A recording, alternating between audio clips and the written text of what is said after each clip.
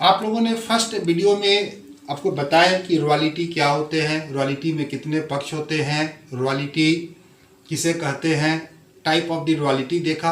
अब हम लोग एक एनालिटिकल टेबल के माध्यम से रॉयल्टी के टर्म्स को समझने का प्रयास करेंगे। इसके लिए थोड़ा बोर्ड पर हम देखेंगे। ये मेरा एनालिटिकल टेबल है।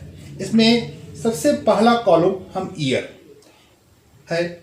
ईयर मतलब जिस साल में प्रोडक्शन स्टार्ट हुआ हो या जिस ईयर में लैंडलॉर्ड और लीजी के बीच में एग्रीमेंट हुआ होगा उस ईयर को लिखते हैं।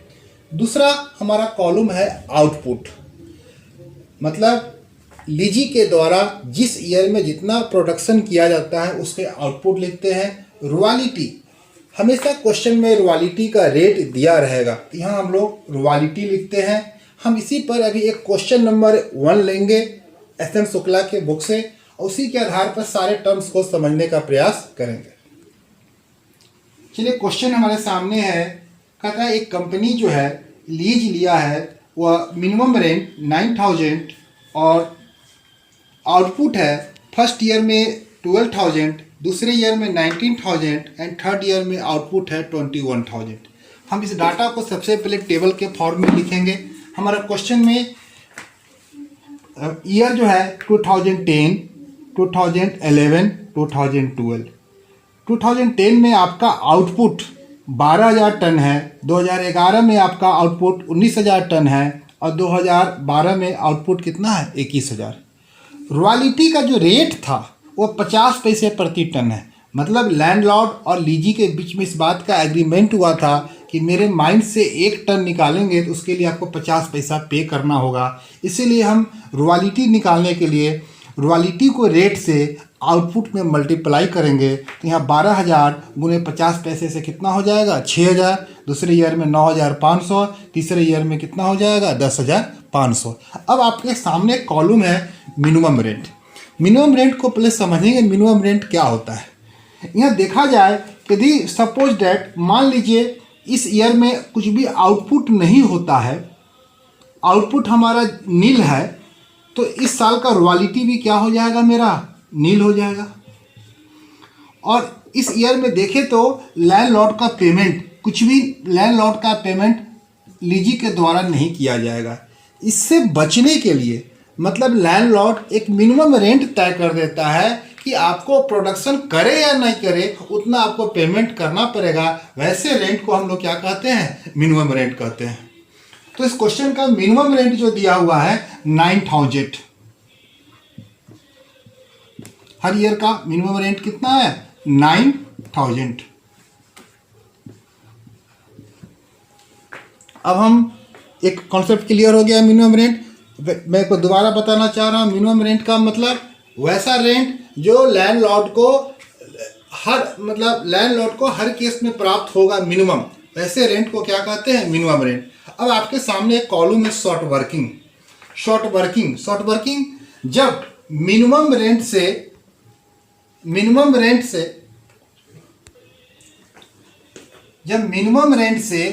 रॉयल्टी कम होते हैं उसे हम लोग शॉर्ट वर्किंग कहते हैं।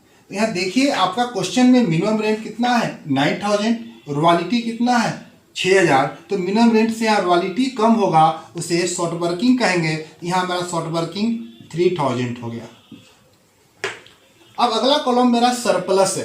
ठीक अपोजिट, जब मिनिमम रेंट से रॉयल्टी ज़्यादा रहेगा उसे हम लोग कहते हैं सरप्लस। तो यहाँ आपको सेकेंड ईयर में आपका मिनिमम रेंट 9000 है और लीजी के द्वारा प्रोडक्शन किया गया है 9500, अर्थात मिनिमम रेंट से हमारा रॉयल्टी ज़्यादा है। जितना ज़्यादा होगा उस अमाउंट को क्या कहेंगे सरप्लस। अब थर्ड ईयर में भी आते हैं। थर्ड ईयर का ही मिनिमम रेंट कितना है मेरा 9000, बट रॉयल्टी हमारा कितना है 10500। यहाँ भी देखेंगे तो मिनिमम रेंट से रॉयल्टी ज़्यादा है और ज़्यादा को हम लोग क्या कहते हैं सरप्लस। एक गौर से दूसरे भाषा में देखें तो शॉर्ट वर्किंग हमेशा लीजी के लिए क्या होगा लॉस होगा और सरप्लस लैंडलॉर्ड के लिए क्या होगा प्रॉफिट होगा। अब आपके सामने एक कॉलम है शॉर्ट वर्किंग रिकूप। इस शॉर्ट वर्किंग रिकूप क्या है? जो आपको लॉस हुआ। हम देख रहे हैं कि फर्स्ट ईयर में लीजी को अपने घर से या लॉस के रूप में कितना अमाउंट दिखाई दे रहा है, 3000। इस लॉस से बचने के लिए लैंडलॉर्ड कई बार लीजी को एक राहत, एक रिलीफ देता है, जो क्वेश्चन के टर्म के एग्रीमेंट के अकॉर्डिंग। जैसे इस क्वेश्चन में दिया हुआ है कि फर्स्ट थ्री ईयर में जो भी लॉस होगा वह उसको रिकूप कर लेगा। तो लॉस कहाँ से रिकूप होगा? सरप्लस से। तो हम सबसे पहले 3 ईयर गिन लेते हैं, 1 2 3। तो अब देखते हैं इस पे टोटल लॉस कितना है मेरा, 3000।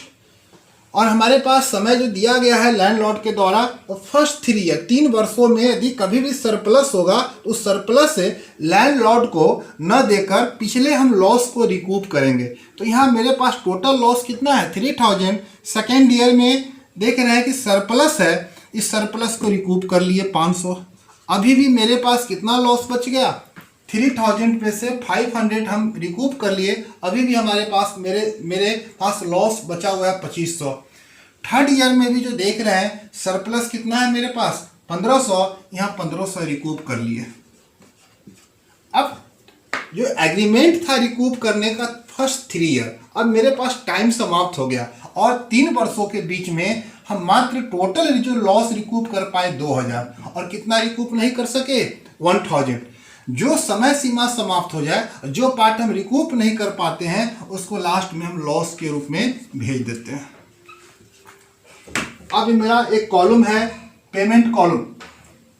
पेमेंट कॉलम में हम इस बात को ध्यान रखेंगे, जिस साल शॉर्ट वर्किंग हुआ रहेगा उस साल कम से कम पेमेंट होगा मिनिमम रेंट। तो फर्स्ट ईयर में देखिए आपका शॉर्ट वर्किंग केस है, और शॉर्ट वर्किंग केस में हमारा क्या पेमेंट होगा, 9000, क्योंकि कभी भी लैंडलॉर्ड मिनिमम रेंट से कम पेमेंट नहीं ले सकता है।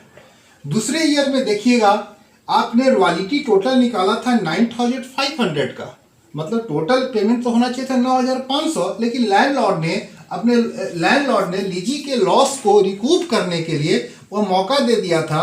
तो यहाँ 9500 में रिकूप, पिछले लॉस में रिकूप में कितना चला गया, 500। अब तो यहाँ भी पेमेंट कितना हम करेंगे, 9000। अब आ जाइए थर्ड ईयर में भी देखते हैं। थर्ड ईयर में भी रॉयल्टी मेरे पास कितना है, 10,500, लेकिन इस ईयर में भी रिकूप में कितना चला गया, 1500। तो बचा कितना आपके पास रॉयल्टी, 9000। ये 9000 ये पेमेंट करेंगे। इस प्रकार से आपका ये क्वेश्चन कंप्लीट हुआ। आगे क्लास में इसका जनरल एंट्री भी देखेंगे, और हम जब भी क्वेश्चन बनाने चलेंगे रॉयल्टी का, पहले आपको ये टेबल बनाना होगा। टेबल फॉर्म में सब कुछ करने के बाद ही क्वेश्चन का जनरल एंट्री करेंगे। ओके।